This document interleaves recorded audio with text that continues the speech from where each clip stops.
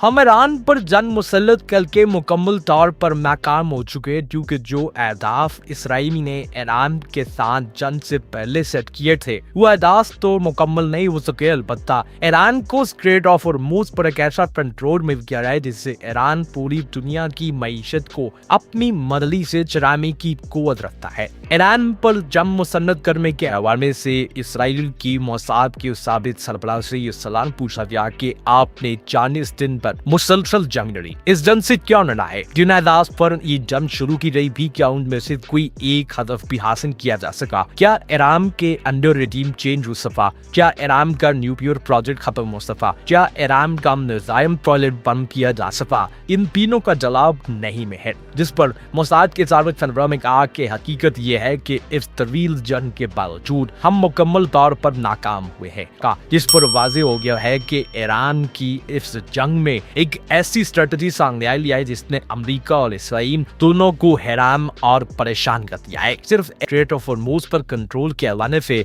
Mossad के साबित chief Italian से कहा गया कि हम अपने अहदाफ तो हासिल नहीं कर पाए, अलबत्ता ईरान में स्ट्रेट ऑफ हॉर्मूज पर कंट्रोल हासिल कर लिया है, जबकि ईरान स्ट्रेट ऑफ हॉर्मूज पर कंट्रोल हासिल करके पूरी दुनिया की मईशत को खुद कंट्रोल कर सकता है। और ऐसे ने बैंक ऑफ इसराइल से मुतल्लिक भी बड़ी खबर सामने आई है। बैंक ऑफ इसराइल के गवर्नर अमीर यारोन के मुताबिक 7 अक्टूबर से अब तक इसराइल की जमीनी लागत तकरीबन 405 अरब शेकल यानी तकरीबन 137 अरब डॉलर तक पहुंच गई है, जिससे इस वक्त इसराइली मईशत को शदीद दबाव का सामना करना पड़ रहा है। कर्जा जीडीपी के तकरीबन 60% से बढ़कर 70% तक जा पहुंचा है, जिससे बरसों की मानियाती कामयाबियां मुकम्मल तौर पर खत्म हो चुकी है। बैंक ऑफ इसराइल के गवर्नर अनिल यारोन ने कहा कि दिफाई अखराजात 130% से बढ़कर 143 अरब शेकल यानी जीडीपी का 8.8% हिस्सा पहुंच चुके हैं। उन्होंने हुकाम को खबरदार किया कि जंग खत्म करें। खतरा है कि कर्जे और जीडीपी का तकरीबन 80% हिस्सा सिर्फ जंग की नजर हो जाएगा, जिसके नतीजे में इसराइल की मईशत मुकम्मल तौर पर बैठ जाएगी।